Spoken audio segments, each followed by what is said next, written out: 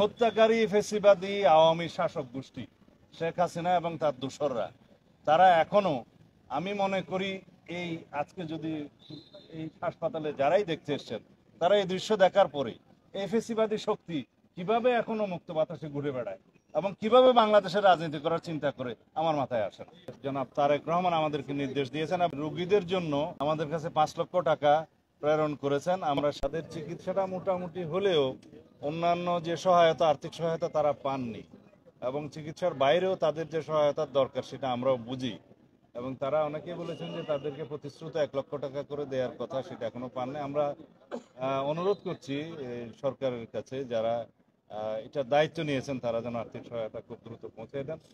আমরা গত রাত্রেই আমাদের নেতা, আমাদের দলের মাননীয় ভারপ্রাপ্ত চেয়ারপারসন জনাব তারেক রহমান আমাদেরকে নির্দেশ দিয়েছেন এবং এই রোগীদের জন্য উনি তাৎক্ষণিকভাবে আমাদের কাছে 5 লক্ষ টাকা প্রেরণ করেছেন। আমরা সেটা আজকে এখনই আমাদের ডাক্তার রফিক সাহেব আছেন এখানে, স্বাস্থ্য উপদেষ্টা, স্বাস্থ্য সম্পাদক দলের, ওনার হাতে দিয়ে যাচ্ছি। উনি প্রত্যেকের কাছে যার যতটুকু প্রয়োজন উনি একটা বিতরণ করে যাবেন এখনই।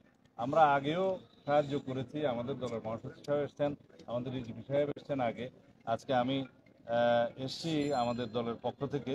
আমরা এই সাহায্য এবং দেখাশোনা আমরা কন্টিনিউ করব।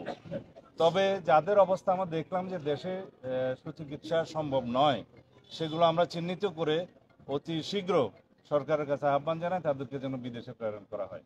বিশেষ করে যারা চোখের আঘাত নিয়ে আছে, যারা এখানে দৃষ্টিশক্তি হারিয়ে ফেলেছেন এবং এমন কিছু ইনজুরি আছে শরীরে যে এখানে সুস্থ চিকিৎসা বাংলাদেশে হয়তো এত উন্নত চিকিৎসা সম্ভব নয়, তাদের প্রত্যেককে বিদেশে প্রেরণ করার জন্য আমরা আহ্বান জানাচ্ছি এবং এইটাও আমরা প্রতিশ্রুতি দিচ্ছি, যদি ইনশাআল্লাহ আমরা দেশ পরিচালনার দায়িত্ব পাই তখন অবশ্যই সকল আহত এবং সকল শহীদদের পরিবারের সাথে আমরা বসে তাদের প্রত্যেকের জন্য যার যেভাবে পুনর্বাসন করা দরকার, চিকিৎসা করা দরকার, সেই ব্যবস্থা আমরা নেব। ধন্যবাদ।